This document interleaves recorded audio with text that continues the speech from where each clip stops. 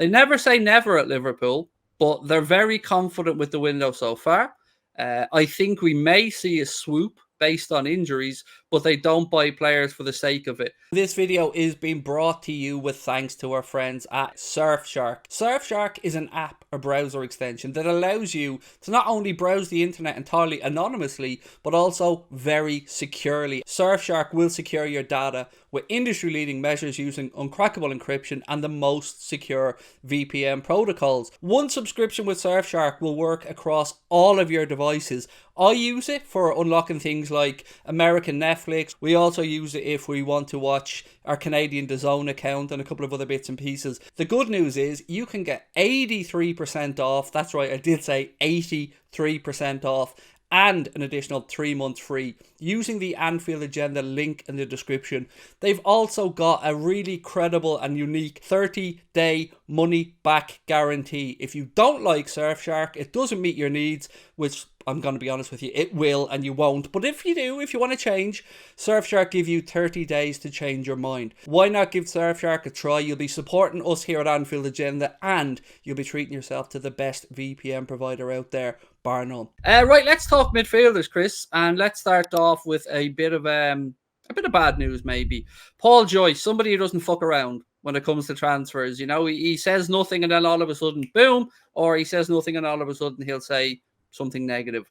And today, unfortunately for us believers, us wanters of a midfielder, he has said that Liverpool will not be or have no interest in signing Matheus Nunes from Sporting. He goes on to say Wolves obviously did have a interest in the guy. I think they even had an offer agreed, if my memory is not wrong. But he didn't want to go there because he wanted to aim a little bit higher. And it looks like, yeah, no interest in Matheus Nunes. So all the Portuguese media that are, you know, saying that we're close to a bid and all this kind of stuff, just more rubbish by the looks of it. No surprise whatsoever. I think we found our new king of Bullshit Island, Mr. Almeida. Jesus Christ. Some of the stuff that he comes out with. He said that we'd agree to deal with Bellingham, said that we'd agree to deal with Diaz in October, when realistically the only thing that happened with Diaz was in January. He honestly, the whole Portuguese stuff is a bit crazy. I know you can understand it. They're trying to get as much. I imagine it's Sporting that's been trying to get as much money for Nunes as they possibly can, and feeding it to the media. But yeah, I'm not surprised that this come out that it's wrong.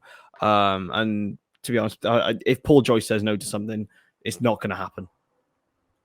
Yeah, pretty much. I agree with you. He's usually very, very good with stuff like this. But then we move on to what I find somewhat conflicting stuff, Chris. So we'll start off with James Pearce. So Anfield Edition have credited James Pearce with a couple of comments. One of them being, as things stand, Liverpool will look for solutions within the squad rather than signing a midfielder before the window shuts.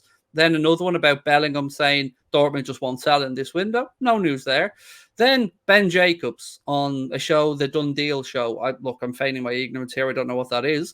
But he said, they never say never at Liverpool, but they're very confident with the window so far. I think we may see a swoop based on injuries, but they don't buy players for the sake of it. Then he goes on to say, the people I know at Liverpool tell me the same thing every single year. The aim at this stage of the window is to turn on Sky Sports News and laugh at all of the news from all of the other clubs. There you go. That's one saying no, one saying I expect a swoop. That still don't know what to believe. We realistically, I look on social media and you see a lot of noise, don't you? And you have to sift through it and see what you actually believe. Ben Jacobs is usually quite reliable, which is who is he? And this is my own ignorance. Sorry. Yeah, he's a Chelsea. Usually, he's quite on level on Chelsea. He's American, I believe, but he's usually pretty good. But this one, unless it's going to be something out of nowhere, I just don't see it, guys. I don't, and it's very disappointing. And we'll talk about it and players who could fit and players who will fit. But I don't see players out there right now who are available on the market who are good enough, like to improve us more than to just cover us. And I don't think we'll sign someone to cover us. It's not as bad as what people are making out, I feel anyway. That we would need to get in like disagree. I would Do you disagree. I think? think it's weird because I understand the not wanting to settle. I get that aspect of it. I understand Klopp having specific midfielders in mind, but I disagree with the idea that we can look internally for solutions. I do disagree with that, particularly because we've just sent one promising youngster on loan to Blackburn for the season. Bajcetic is probably too young for me to be really considered this season as an option. Chamberlain isn't an option either way because he's not good enough. Fit or not fit, he's not good enough when he comes in. Thiago, we know Thiago picks up a lot of injuries. Henderson had a good season last year. I think he only missed a couple of games. And outside of that, we're looking at youngsters again. One of them being a player who Klopp feels will be a forward this season and not a midfielder in Fabio Carvalho. And then we're back to Harvey Elliott again. So I think we used to complain, Chris, that the drop off from our front three to the reserves was too much. I feel like we're in a similar position here in midfield, and we are potentially throwing away the ability to maybe challenge Manchester City as the season drags out and gets longer. And my biggest fear, and I say it over and over again, is I don't want to look back at Jurgen Klopp's time at Liverpool and think about what ifs. What ifs? There's only so many years we can say we'll do it next year. We'll hang off till next year. We need to make an assault. We need to really respond to coming so close, but yet so far to a quadruple last season. But the two big trophies is more my concern. And I don't want to just fall behind City again and have to play catch up. I think we need a midfielder now. And James Pearce said as much recently as well. One midfielder now, one midfielder next summer is probably the sensible way to do it. Yeah, I don't think it's resorting to Ben Davis sort of styles of signings, though. I don't think that would be.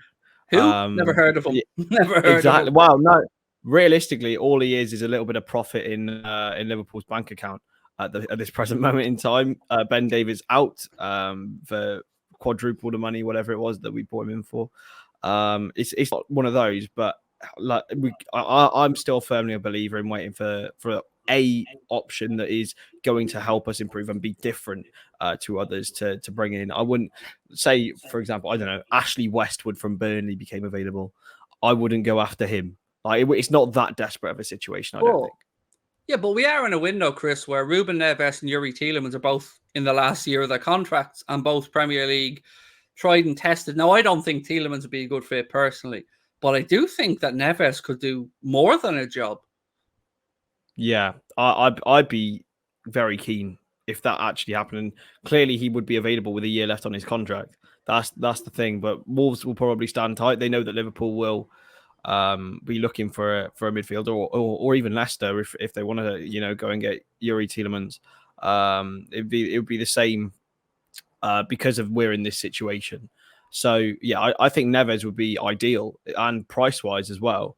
But yeah, again, it just depends on whether Liverpool view him as someone who can improve us long term. Well, look, let's look at it this way: is Ruben Neves an upgrade on Curtis Jones? Yeah, absolutely. Is he an upgrade on Alex Oxlade-Chamberlain? Yes. You had to think about that? I didn't have to think about it. It's fine.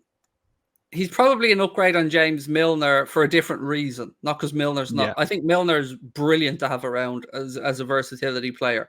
But again, I wouldn't feel comfortable having Jimmy Milner playing 10 games in a row in midfield. I'll be honest, I wouldn't. I think James Milner is good for a certain job, but yeah, look, I just disagree that there aren't players out there who can improve us. And again, I'll go back to the start of the window, mate, when we lost out to Real Madrid with Tchouaméni. There was clearly a plan there. I've thought about this, and I don't think the fact that we were in for Tchouaméni means we were ultimately targeting a midfielder. I just think that it was the fact that a midfielder of the Tchouaméni Bellingham ability bracket became available for a purchasable price. I feel like if Tchouaméni wasn't available, we wouldn't have gone to a midfielder this summer. But I don't know. I don't know whether you think of it like that, because I've always heard about this golden generation, sort of this someone who we could bring in and break the bank for effectively. I think it's obviously Bellingham, but clearly the club thought they could get Tchouaméni in as well, which is where I view it. I think we could get Barella. I do think we could get him. I think reading enough stuff about Inter Milan, I think nobody is off the table there. Now, look, 75 to 100 million probably, but you know, he's a couple of years old, well, a few years older than Tchouameni was. A different style of midfielder, somewhat, particularly with his physical attributes. Still a lot smaller. But he's damn well good enough. And he's 24 years of age, I think. And he's Champions League tried and tested. He's won Serie A. I think he would do.